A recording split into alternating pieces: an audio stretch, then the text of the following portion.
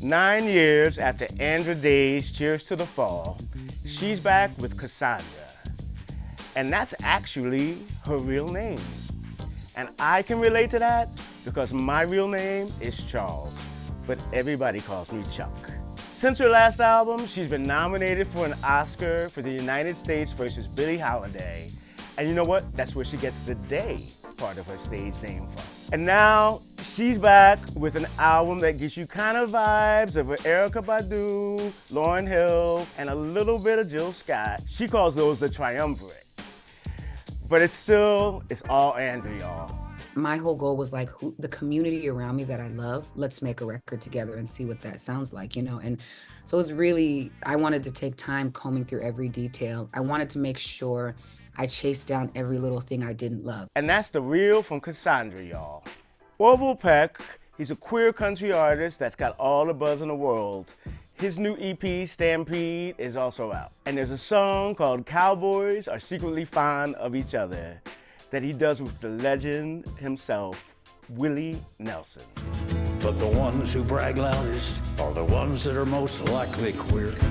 And there's also duets with Cyrus and Elton John on this album. It's a big weekend for Orville. He'll also be honored at the GLAAD Awards on Saturday night with the Vito Russo Award. Congrats to Orville. For years, decades actually, it was more like Don't Let It Be. But for the first time, the Beatles' 1970 documentary, Let It Be, which had never been available on DVD, Blu-ray, basically nothing other than VHS. Well, it's finally available to stream on Disney Plus this week. 1, 2, 3. What was the one you were doing the other night? Was it worth the 54-year wait? Well, yes and no. If you watch the Beatles Get Back, which was 8 hours, and I watched it, directed by none other than Peter Jackson, well, you've already seen a lot of this. But thankfully, this is only 80 minutes versus 8 hours of your time. For anyone but the biggest of Beatlemaniacs, that math is math. And when McCartney sits at the piano to sing Let It Be, man, it gives you all the majesty of the music. Although there would ultimately be no answer for the Beatles, they split up in May 1970. In that moment, they just let the music be. The timeless tunes of Sting, they get a fresh flip in the new dance theater production, Message in a Bottle, which is sending out that SOS from New York City Center through Sunday. You know, Sting, he's the original king of pain, and he said that he connected through the ability of dancers to express pain. And to Sting's surprise, Message in a Bottle, it drove him to tears. After all these years, Sting has been hearing his songs in a brand new way. It's a good thing Dua Lipa had all that mermaid Barbie training, y'all. The Grammy-winning songstress, you know, she had that cameo in last summer's Barbie blockbuster. Well, she presided over rain-soaked Times Square on Sunday night in a surprise pop-up performance that still had fans braving the elements to dance the night away. It completed the Dua Lipa New York City takeover this weekend to launch her third album, Radical Optimism, which included her serving as host and musical guest on Saturday Night Live. And certainly some radical optimism was needed to brighten up a cold, soggy Cinco de Mayo that felt more like Cinco de Mayo. And Dua, you know what, she poked fun on SNL about that viral Give Us Nothing meme, referencing what some perceived to be her lackluster effort. But on that night, she energized Times Square before making a quick exit into her getaway car.